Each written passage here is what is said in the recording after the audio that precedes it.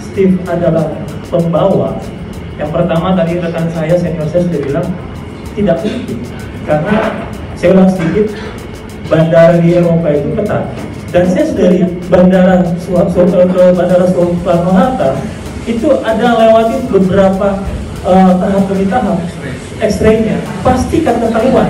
Kenapa saya bisa bilang begitu? Sedangkan orang pakai tongkat aja, ditaruh di selongsong tongkat ketahuan, ditaruh di hak sepatu ketahuan, apalagi hanya ditaruh di sebuah tas, tidak mungkin. Seperti tadi senior saya juga ngomong, Bang Jasim dengan juga ngomong bahwa Steve ditodong.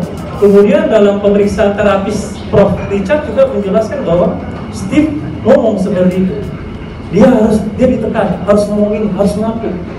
Nah, sementara tadi coba kita bayangkan ya, seseorang kalau dia memakai narkoba atau kokain, kalau di-assess itu hasilnya menderita gangguan mental dan perilaku akibat narkoba.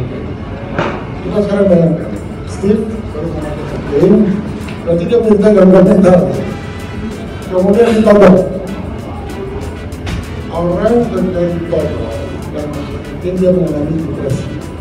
Sehingga ketika di BAP dia terserah yang menguasai dewasa. Kira-kira keadaannya seperti itu. Ya.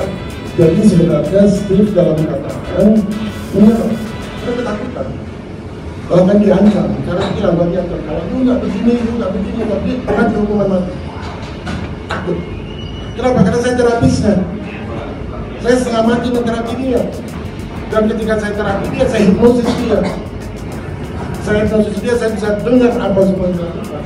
Terjadi penekanan luar biasa. Wah, kalau dia tidak mengaku bahwa dia ini pengedar, sorry ya, kamu akan dihukum mati. Berharap bahwa ada hal-hal hukum yang memang harus jelas di sini. Makanya kami buat eksepsi.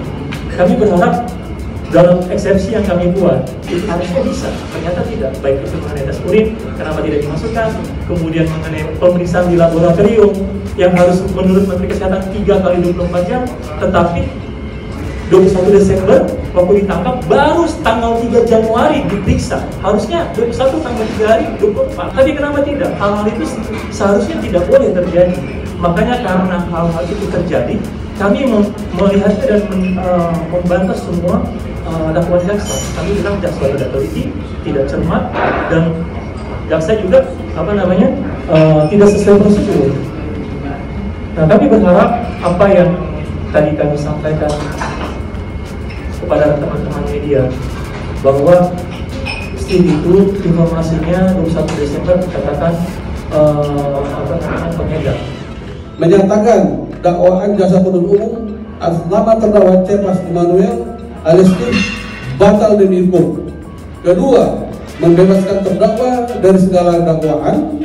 Dan ketiga, memerintahkan kepada jaksa penuntut umum agar terdakwa Cepas Immanuel dikeluarkan dari rutan tahanan dari rumah tahanan negara rutan Salemba, Jalan Pejabat Negara nomor 88 Jakarta Pusat setelah putusan celah